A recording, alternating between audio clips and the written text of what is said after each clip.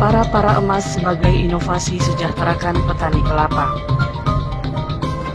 Tanaman kelapa adalah komoditi unggulan di Provinsi Maluku Utara, di mana luas areal bisa mencapai 202.796 hektar dengan produksi 210.946 ton per tahun.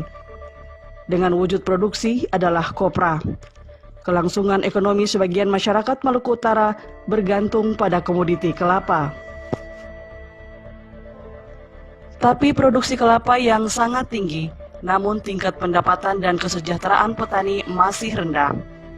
Rendahnya pendapatan petani kelapa dipengaruhi oleh beberapa faktor. Yang pertama, belum diolahnya produk turunan kelapa seperti sabut, tempurung, dan air kelapa. Kedua, harga kelapa yang tidak stabil, di mana petani hanya menjadi penerima harga, bukan penentu harga. Ketiga, kelembagaan petani kelapa belum berjalan dengan baik. Tahun 2018 merupakan mimpi buruk bagi petani kelapa di Maluku Utara, karena harga kopra yang turun drastis sampai mencapai Rp2.000 per kilogram. Hal ini mengakibatkan terjadinya demonstrasi di mana-mana, baik dari petani maupun mahasiswa. Janji menaikkan harga kopra. Ya, karena itu saya sebagai gubernur dan juga memang saya merasakan sebagai anak petani yang tentunya jeritan-jeritan itu saya rasakan. Insya Allah saya akan segera, bukan kita harus berteori, sekarang tidak lagi tempatnya untuk berteori. Kita harus langsung, kalau perlu kita sama-sama, kita punya lembaga-lembaga desa,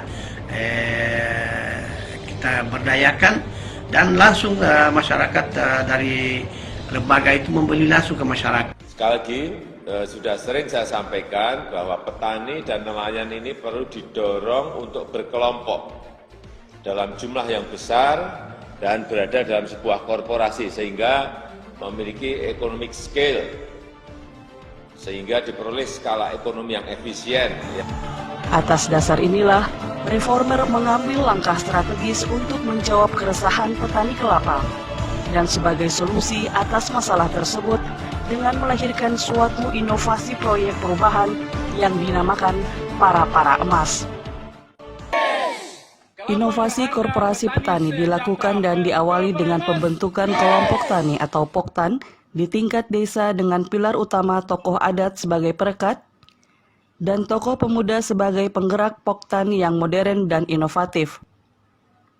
Sebagai perwujudan dari implementasi proper Para Emas, reformer bersama tim efektif internal relawan data 105 orang melaksanakan pendataan dan pembentukan kelompok tani sebanyak 103 kelompok di 86 desa dan membentuk 26 gabungan kelompok tani atau Gapoktan dan 7 gabungan kelompok tani bersama yang tersebar di 8 kecamatan Kabupaten Halmahera Barat dan dilanjutkan dengan pembentukan korporasi petani kelapa pertama di Indonesia dengan nama PT Kelapa Halmahera Jaya.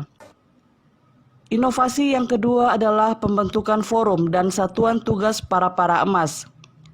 Forum Para Emas sebagai media komunikasi multi-stakeholders yang mengidentifikasi permasalahan, merumuskan program-program strategis, mewujudkan komoditas kelapa, sedangkan satuan tugas Para Emas merupakan satuan tugas yang bekerja untuk mengawasi tata niaga kelapa, mengawasi proses produksi dan pemasaran komoditi kelapa.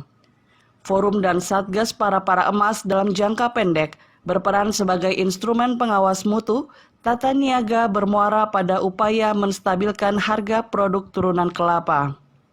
Inovasi yang ketiga adalah percepatan peningkatan diversifikasi, mutu, nilai tambah, dan daya saing produk turunan kelapa di Maluku Utara.